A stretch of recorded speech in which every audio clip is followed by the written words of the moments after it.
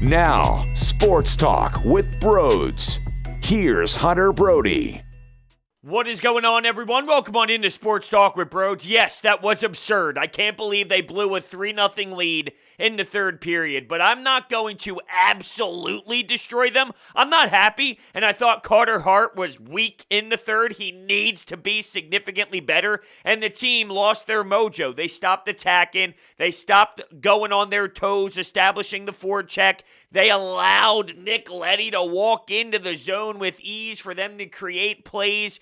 They felt like they won. They felt like all they needed to do was, hey, let's just go out there and take it shift by shift without really mentally preparing to battle, and that allowed the Islanders to creep back in. This is a well-coached team on the other side. This is a squad that will never give up, and they play so well structurally that if you give them time and space and you allow them to pounce, they know how to do it. They have a system that they believe in, and they are going to compete and battle forever. So if you ever give up, or if you ever take your foot off the gas against this Barry Trotz-led team, they know how to make sure you will pay. And that's exactly what happened. I wasn't a fan of Carter Hart, but I thought the 50 minutes prior to all that was great. Look, there were no goals scored in that first period, but how about we start here? How about we attack it like this? You just got your asses kicked 9-0 to the New York Rangers the night before. This was so big for me. Tonight was monstrous. How would you respond? You're coming off of that game on a back-to-back situation as well, so you're light on gas. Your legs are not there. You are facing adversity from a conditioning standpoint. So this is going to be a hard spot to play no matter what. If you had 2 days off after a 9-0 beatdown, it's still going to be tough just from a mental standpoint, just from a, hey, let's clock in standpoint. You got to make sure, especially with where you are now in the season, how many games you are in, and understanding somewhat of your identity to this point.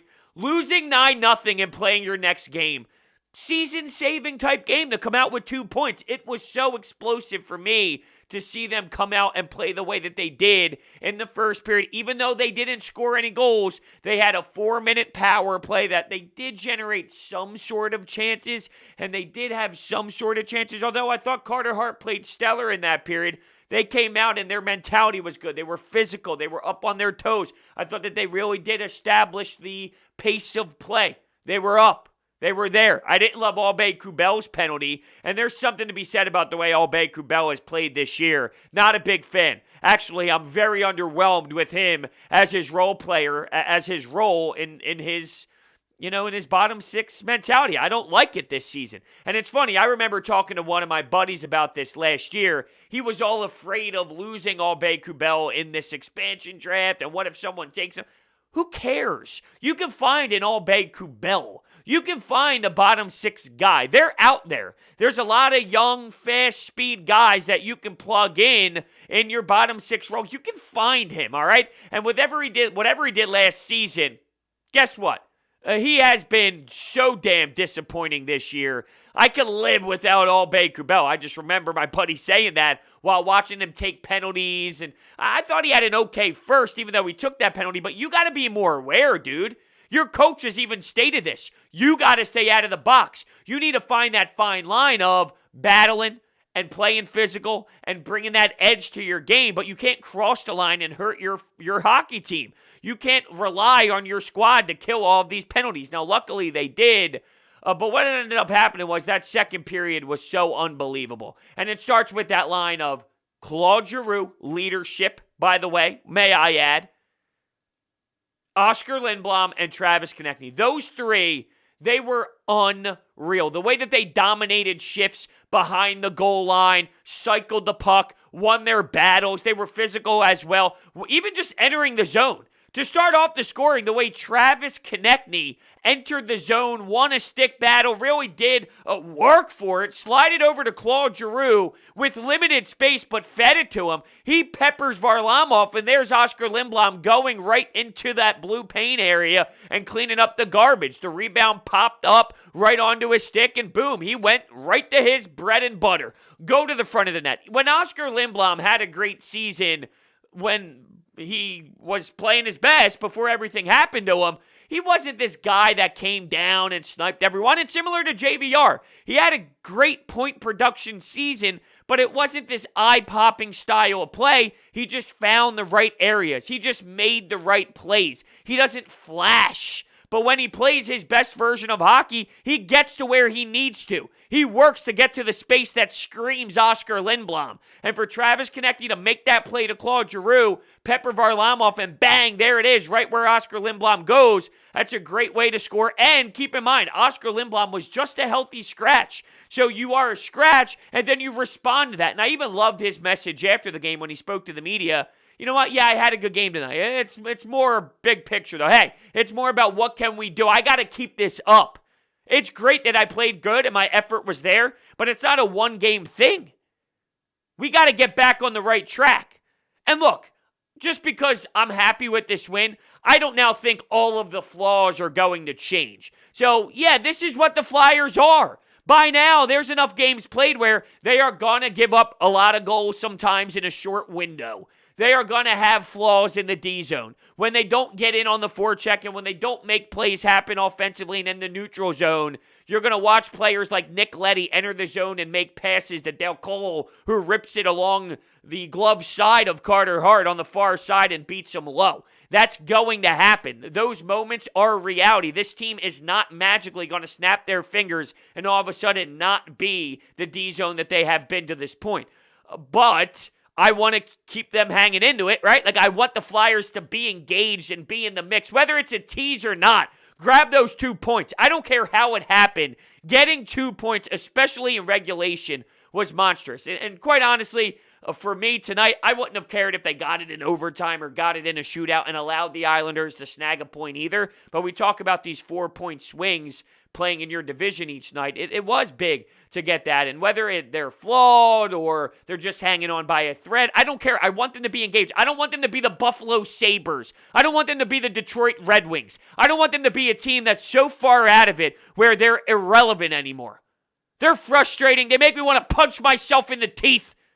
They want me to look like Sean Couturier, banging myself in the 2 front teeth because I can't stand watching their abysmal play at times. But I still want to have conversation about them. I still want them to matter in my life at 7 o'clock during the week and 12 on weekends. That's important to me. Although this weekend, it's a night game. It's not always noon games, but you get my point. You have those noon games during the weekend. Getting back on track here, though, I love the fact that Lindblom responded to the healthy scratch with this positive way and exploded.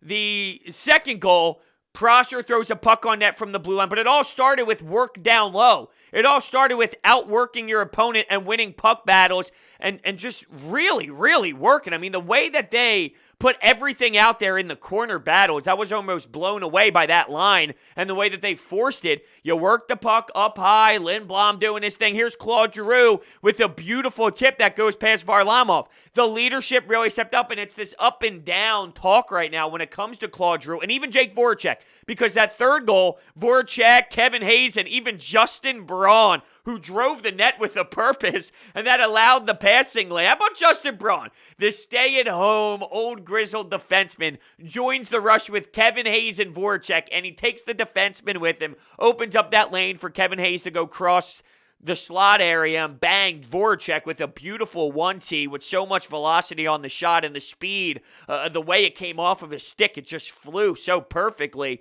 3-0. The way that the leadership in Voracek and Kevin Hayes with that pass and Claude Giroux, you had poor leadership against the Rangers, but you had great leadership the night before and tonight. I think, and even AV mentioned this after the game too, he said that he was so impressed with the leadership.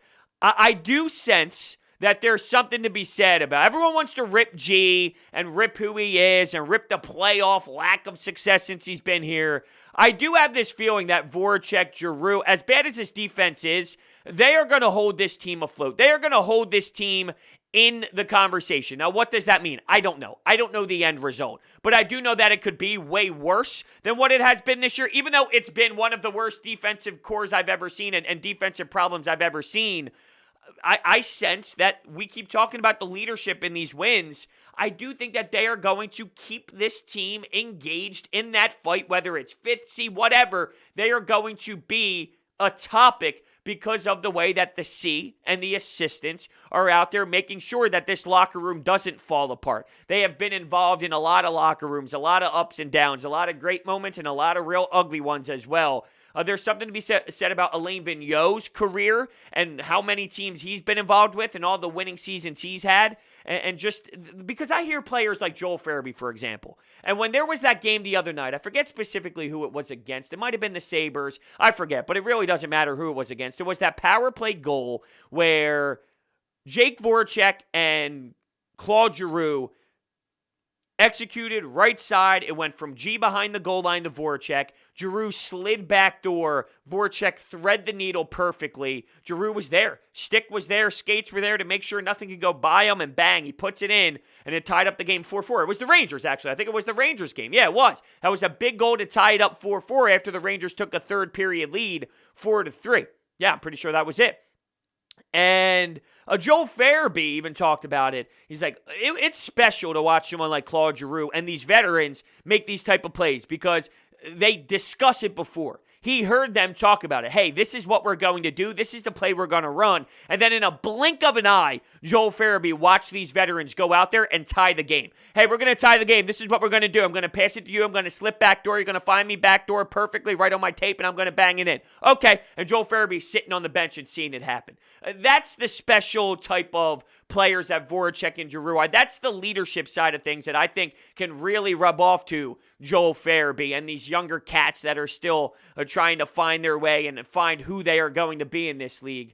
There's something in my gut telling me that we are going to be able to hold on by a thread, whether we should or shouldn't, because we can all agree that the talent defensively is not there. So whether we should or shouldn't, we're going to stay afloat, and I think it all is because of 28 and 93. Now, there's going to be bumps along the way. I'm not claiming that I think every game is going to be absolutely perfect by these guys, by Sean Couturier as well, throw him into the mix, Kevin Hayes too. I'm not claiming that there's never going to be a bump along the road, because there is going to be a game where, hey, maybe they didn't have it. But I'm talking more of from a broad approach. Yeah, I think they will. And someone like Travis Konecny may be waking up and having a fire night. That can be the difference for this team taking that next stride. You saw the point production as of late. You need Travis Konecny to continue the play that he's been able to get some points up on the board and really outwork who he's going up against. How about this, though? The Islanders, if you look at their home record, they know how to get it done in that building. Having fans in the stands as well. And I'll be honest with you, when it was tied 3-3, I didn't have a great touch on the game. It felt like, wow, they really are going to have one of those heartbreaking losses after that embarrassment last night, where if that's the case, if you let this one slip and you let this one slide and you get 0 points out of it, even if you got 1 point out of it, that is extremely damaging to the future of the psyche of this team. And for them to be able to figure it out, so damn awesome. And it's all because of Oskar Lindblom, Travis Konecny cycling the puck, that line cycling the puck and finding Lindblom in the high slot, just blistering it and putting all of it on it, and bang, what do you know? When it was 3-3, you could have had a power play. Right before that, JVR, Pajot slashes him right along the wall, and he had the puck. It's like, yo, what are you watching, refs? Am I missing something here? He has the puck on his stick. He's right outside the blue line. He gets two-handed, and his stick goes flying. What, you didn't want to award them a power play so late? I think that's silly. That's a joke. He had the puck. It's a blatant slash. I get maybe a ticky-tack call. You don't want to allow some team to get a power play late in the game, but it didn't matter anyway because the Flyers executed. Look, they don't have the most lethal power play in the world, so maybe it was better that they stayed even strength and stayed 5-on-5 because I don't trust this team on the peeper, although recently it's been better. But look, you don't have Shane Gostisbehere on the power play, and I can't believe I'm sitting here saying, hey, maybe they do a better job with Shane Gostisbehere, even though they've had power play goals without him out there. I'm not claiming he's the difference in this power play becoming something special or not, but that is where he exceeds or succeeds. And I thought that it was an interesting approach by Alain Vigneault. I can't knock him because it won. I would have kept Sanheim and Myers in the lineup, even though they were both dash 6. You don't just start scratching guys every single game. You got to give them the opportunity. A good message from a coach would be, yo, fellas, bad game. brutal game, quite honestly. I mean, bad game might not even do it justice. It was a pathetic effort. But I'm going to give you the opportunity to make yourself have that chance. Like, I'm going to give you that chance to wake yourself up. I'm going to allow you to earn my respect back. I'm going to allow you to earn my trust back. Although I don't want it to be to that level of, hey, you lost my respect. Maybe I'll start over. Let's start over. But if I'm Alain Vigneault, seriously, I would keep them out there and say, I know that it was bad, and I know it was such a terrible night for both of you, but I trust in you. Go prove me right. Maybe that approach is a little bit better than prove me your respect. Oh, jeez. Maybe there's a reason why I didn't go into coaching. But yeah, I like that. Shane Gostisbehere staying out for Gustafsson, though. While I am not the biggest Ghost fan in the world, I think Gustafsson stinks, and Shane Gostisbehere has been at least producing offensively. While he's been a nightmare in the D zone, who hasn't? And Prosser is always a wild card. I mean, the fact that Prosser is even an option and even available, and I know Robert Haig was injured, so he's going to miss some time, and it seems like he's going to be out for a little bit, so you're going to have to rock and roll with some of these other defensemen. I can never defend putting Nate Prosser in, even though he did throw the puck on net and record an assist. And I think it's more of they're so worried about the D zone, they're not valuing Ghost offense right now because they need to value getting structurally sound in the D zone, which I don't necessarily disagree with that approach, but Nate Prosser is a bad defenseman as well. So it's not like the options they're putting in over Ghost are anything that I truly can rely on or anything that I feel confident about. So I figured maybe Ghost would be better, but he pushed the buttons right clearly because they all ended up getting the job done. At the end of the day, you squeezed out 2 points. We'll talk about that third and Carter Hart in just a moment. But first, March's biggest tournament is finally here. We do not know who will be cutting down the nets at the end, but we do know there will be no shortage of madness. DraftKings Sportsbook, America's top-rated sportsbook app, is putting new customers in the center of the action. Bet $4 on an underdog, win $256 if they win. It's that simple. Turning $4 into $256 is 64-1 odds. Every dollar you bet could turn into $64. Download the top-rated DraftKings Sportsbook app now and use promo code Brodes when you sign up to turn $4 into $256 if the underdog of your choosing pulls off the upset. That's code Brodes to turn $4 into $256 for a limited time only at DraftKings Sportsbook. Must be 21 or older. Pennsylvania only. New customers only. Restrictions apply. In partnership with Meadows Racetrack and Casino. See DraftKings.com/sportsbook for details. Gambling problem? Call 1-800-GAMBLER. Yeah, so the third period for me, it was bad, and when Carter Hart started allowing those goals, I clinched a bit. I was not happy, and I got extremely nervous. The first goal, far side, glove side, you got to have that. It beat you low glove, and it squeaked through your arm. You got to be smarter than that, and you got to be, I guess smarter is not the right word, but sharper. You got to make sure that you are sharper in that moment. But all right, it's 3-1. But then the Islanders continued to pounce. And actually, Nolan Patrick took a penalty. Another reason why I can't stand Nolan Patrick and everything that he does. And yeah, you know what? There's an extreme hate to face on Nolan Patrick, so some things that he does, I'm going to blast more than maybe other players who do something similar. But I keep it 100. I hated aube-kubel in the first for his physicality and him kind of getting aggressive towards the head with trying to throw a big hit out there. And with Nolan Patrick, you got to understand time. You got to understand score and time. You can't be taking that penalty. I can't stand Nolan Patrick. Luckily, his team killed it off. But what ended up happening after that? And Carter Hart stated that this shot ended up going off of Sanheim's stick. I don't think that it was enough of a difference on that shot. I really don't. I watched it a couple times, and I realized Travis Sanheim's stick was there, but Carter Hart has a problem high glove, and I think that shot's going high glove regardless. Carter Hart needs to be significantly better in that area. All these players know it at this point, and it's at an alarming rate. I love Carter Hart. I'm not giving up on Carter Hart, but I am fully aware of what's happening here. Teams are sniping him and sniping him a lot. And there's a lot of times where he gets beat in that area. That Rangers game, it's ironic I'm bringing up that fourth goal again, but that fourth goal that happened against the Rangers, this is the win, not the 9-0 loss, but the win that the Flyers had when they found a way to come back against them. He got sniped on that short side. That is a common thing that happens against all of these teams almost every single night, it seems, from Carter Hart. So off Sanheim stick, not off Sanheim stick, barely touches it, hits it a lot. I don't care.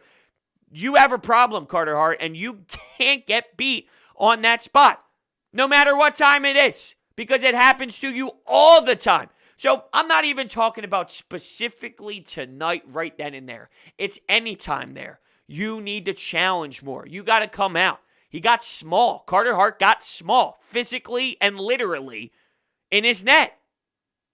Can't get beat there. And the third goal, look, it was a weird dynamic off the draw that allowed for someone to be backdoor anyway like that. And it is, quite frankly, unacceptable. And I don't like how the whole offensive draw for the Islanders went down. But that hit Carter Hart's chest. It hit Carter Hart's chest and went short side. Was there a blown assignment backdoor? No doubt about it. All right? The captain was out there, no doubt about it. Now, they countered with a big goal later, and that was the best line you had all night. But yeah, we'll point it out. There was a flaw in that defensive situation out of that line. But it hit Carter Hart right in the chest. How does it hit you in the chest and squeak in short side against the post? Carter Hart was small in those moments for sure. And it's just, I'm not going to go as far as troublesome because that's something that happens all the time. Leagues figure you out. Teams figure you out. Film is a reality. Teams study what is your flaws and how am I going to beat you? And then as an athlete, you need to then counter those adjustments that other teams make. Glove side, glove side, glove side, glove side, glove side, glove side, glove side. All right, well, guess what? You know they're going glove side, Carter, so you're now going to have to make that adjustment. And it doesn't happen overnight. It's going to take time. He's still going to get beat short side. He's still going to get beat high glove. It's going to happen more times before he figures out what he has to do to make that change. But I hate it. That's how I feel about it. I hate it. And I wonder how you feel about it. And what do I mean by that? Well, we're going to go to the Anytime Hotline. And if you want to call in, the phone number is 856-442-9805. 856-442-9805. It is open 24/7. You can call and leave your reaction as soon as games are over. I love implementing them through my show and interacting with you. So make sure you call the phone line. All right, here we go. Holy shit. After watching that 3-0 lead happen in the second, all I could think about was that game last year when we blew a 3-0 lead at home to the Islanders, and what started happening? We lost the 3-0 lead and they tied it, and thank God for the cancer survivor, because we just survived blowing a huge game. Oh, I hate this team. I hate this team. I hate this team. I hate this team. I hate this team. That's a good ending for sure. I hate this team as well. But yeah, you mentioned Oskar Lindblom, and he was magnificent. That's the best version of Oskar Lindblom we have seen since returning to NHL action. And we knew that there would be an adjustment, and, you know, he lost some body toning and he lost some mass there, and he would have to kind of earn his way back into things. But look, you get healthy scratch and it puts it in perspective. That could be enough sometimes. Like, yo, hold on a second. I don't want to lose my spot here. I don't want to make it this thing where I'm in and out of the lineup. I know how AV is right now. He's switching guys around. You can win a hockey game and still be yanked. You won against the Rangers. You make all of these changes and you get blown out 9-0. So winning a hockey game does not solidify your spot in the lineup. I don't want to become one of those players. Let me go out there and work. Now, switching up the lines was needed, and trying to figure out some sort of spark plug, yeah, that was needed, and that helped for sure. Playing with Giroux and all, that's a lot different than playing on the fourth line and playing with some of those fourth liners like he was, playing with some of those bottom six players at times. It's not going to benefit it. And I can relate it to JVR once again. JVR sucked last year. He sucked because he played with bad players. Not bad players, but not players that fit him right. Play with role players. Oskar Lindblom, he might need more help. He might need to play with a TK, with a Claude Giroux. He might need to be a guy that goes into the greasy areas while Claude Giroux and Travis Konecny have more room to operate. He might be a guy that does all the little things that don't pop very well, but when you play with guys like TK and Claude Giroux, you go to those areas and it's a lot easier to get the puck, to find the loose puck, to find the loose change. Keep in mind, too, defensemen on the other side, hold on, Konecny and Giroux are out here. Let me put my prime focus on that, and that opens time and space for Oskar Lindblom compared to playing with, and I'm just spitballing, but a Michael Raffl or a Scott Lawton or an aube-kubel. You're playing with those players and Nolan Patrick. Well, the intensity of playing with Giroux and having to focus on those players, it's not the same. So I love the approach out of Lindblom, and I want to see if he can build off of that. I don't anticipate seeing this version of him night in and night out to this point, but it was nice to see him finally have this type of game because it's the first time that we have seen it in quite some time. What the hell just happened? Did they just win? If that isn't the Flyers in a nutshell right there, I don't know what is. Everybody is just down in the dumps. There's no hope whatsoever. They come out firing, all guns blazing. Everything seems okay again. They give you no hope after that. They blow it. They give you no hope after that. And then they win anyway. I don't get it. Are we good? Are we bad? Or are we somehow both? Great win. We needed it. But, man, I'm confused. Another one, man. Two great calls back to back. And I think that's a great reaction from both of the first callers. It makes a lot of sense. It's confusing. It is. And I said this before. When you lose 9-0, as bad as this defense is and bad as this team is at times, 9-0 is not how bad they are. So it's telling because the common denominator was there, which was all the mistakes defensively and making poor passes and turning the puck over and handing it on a silver platter for your opponent. So all of those common problems showed up, but they're not 9-0 bad. But yeah, they beat the Islanders. They beat a well-constructed team, and losing a player like Anders Lee, it is going to hurt your team. You lose your captain. It looks like there's a ACL problem there, which I saw the replay and I saw the highlights, or the lowlights, I should say, and it just makes me grimace watching his leg pull out and separate as he was sliding on the ice. Oh, it's so terrible just to think about. But I don't know what this Islanders team is yet because I don't have enough of a sample size without Anders Lee to this point. Now, in this stretch, I've seen them lose guys before, and I've seen them lose players and all, and their system normally is a system where it's plug and play. We've seen Barry Trotz rock in this league for quite some time, but I need to see in this new recent stretch of Islanders hockey, who are they without Anders Lee? Could this be a product of, hey, the Islanders might go through, as hot as they've been, they might go through a really rough patch now, and we're catching them at the right time, which would then take away credit from the Flyers win as we see what this team, Islanders team, is without their captain. But yeah, they're confusing. I don't know. And I've called out two players as of late. Travis Konecny and Kevin Hayes. While their stats tell you one thing, my eye tells me another. All right? And they haven't had the same level of impact that I need them to. I don't think it's crazy that for the 50 minutes of this game that they dominated, Travis Konecny was stellar, and Kevin Hayes has a beautiful assist passing it to Jake Voracek for a nice bingo. Those two players registered some very nice play, and you have a 3-0 lead and look dominant the way that you did. Now, things unfolded, and it wasn't great at that point of the game, but when they dominated, they played really, really well and established a lot of great-looking odd-man rushes and 3-on-2s and moved the puck. Joel Farabee hit the pipe, although so did Eberle. I think this was on the aube-kubel penalty in the first period, but Jordan Eberle cranked the pipe.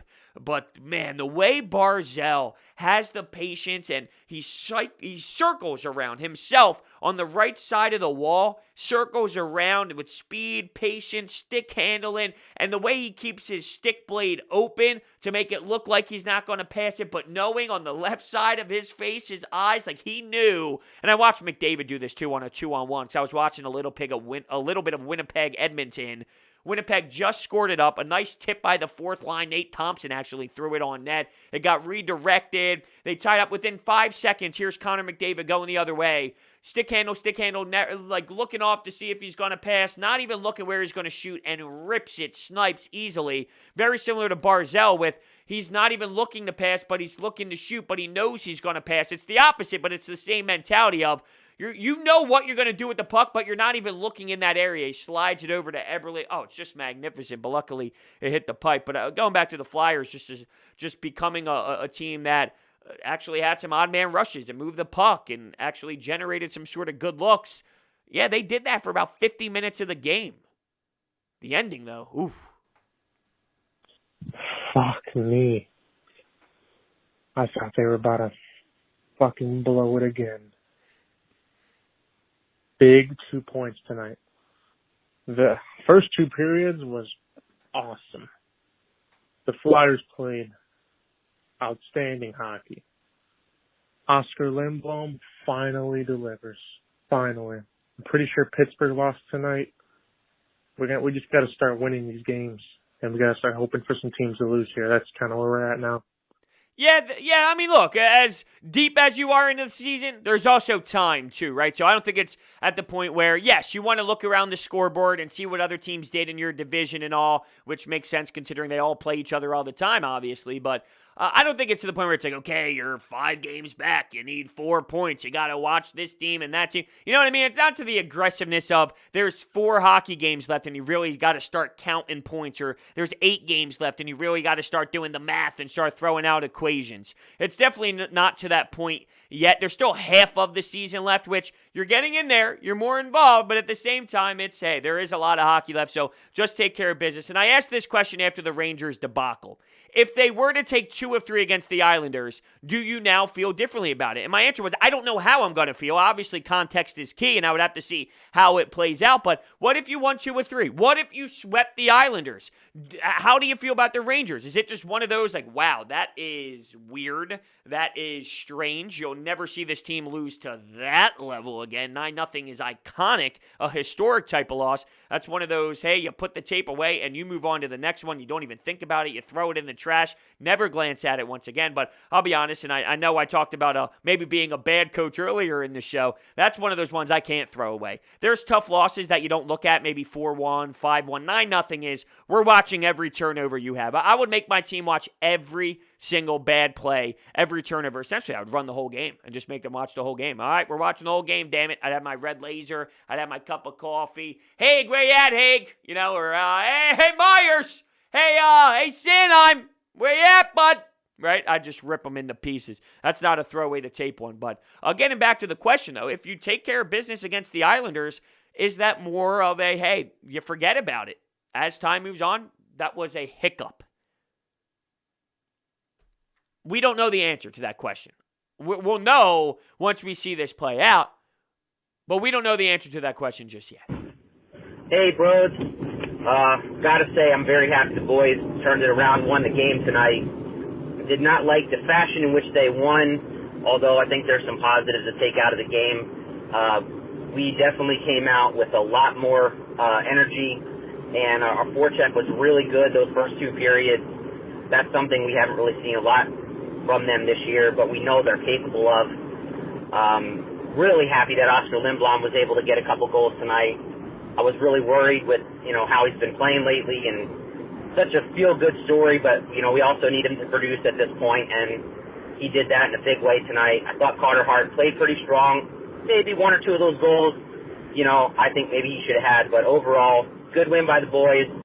I think by the way, are you driving back from the game? Do you make a little road trip to New York and come back on old the Turnpike or something? It sounded like you were in the car coming back from the big victory. Of course, I have no idea. You could just be going to Target or Walmart or Denny's. I don't know. You could be going anywhere. Wawa, getting a late cup of Joe. Who knows? But you make very valid points, and you're right about Oskar. It's a feel-good story, but, dude, it is time to produce, and he did, and I want to see if this snowballs into something. But with Carter Hart, I'm a little bit more critical on him. I nodded my head when you said, you thought Carter Hart did, good throughout. And the first 2 periods, I thought Carter was very solid. I thought he made big saves in that first period. He did. He came up nice. He was sound. I thought he was sound, like a good Carter Hart where his angles were good. He was on top of it. He looked confident. And I'm not going to make it seem like he was extremely tested by this wide margin by any stretch of the imagination, but he looked sound. He looked like the Carter Hart that we are accustomed to seeing when he is locked in properly. Those third period goals, I'm going to put all three on him, to be honest with you. I think all three on Carter Hart is fair. I think he needs to stop all of those. So maybe harsh to some, but I think it's the truth. I think Carter Hart needs to come up with all three of those goals. Then you're walking out of here with a different feel. But I still feel good because I knew that you needed to get 2 points. It was season saving. It's crazy to say must win in an NHL regular season game halfway through the season, but I truly felt that today was must win. Second half of back-to-back, running out of legs, running out of steam. You blew the lead running out of steam, and you still found a way in the second half of a back-to-back to beat a well-structured team because of your captain leading that line to cycle in the puck, Konecny stepping up, and Lindblom finishing it off. Impressive, in my opinion. What else is impressive is DeSimone Jewelers. And I went there for my fiance's engagement ring, and she was knocked out. That's right. She fell over with joy because of the bling that this diamond just blinged in her face, if bling's even a word. I went back for a Christmas gift, a birthday gift, you name it. They're the best in the business. They're a family-owned business. With 40-plus years of experience, they moved from Jewelers Row to Haddonfield, New Jersey. They don't use sale tactics. They just show you options and educate their customers and treat their customers like family. They customize and manufacture every ring they make from start to finish right there on location. And because of that, they're able to beat competitors' prices. I've spent a lot of time there, quite frankly. And I've also sent a ton of family members and friends in their direction. I constantly get back the same reaction. Bro, this place is incredible. And I say, yeah, I know. You should start listening to me more. And you should too. Tell them Brodes sent you when you walk in. You'll know exactly what I mean once you just talk to them for the first time. They teach you about the diamonds. They show you through all these tools, why the diamonds are the way that they are and what's best about them. And they choose what fits you and fits your personality. That's right. There's personality to these jewelry pieces, and they make sure you get the right one. DeSimone Jewelers, their information is down below. Thank you all so much for listening, and I will see you next time.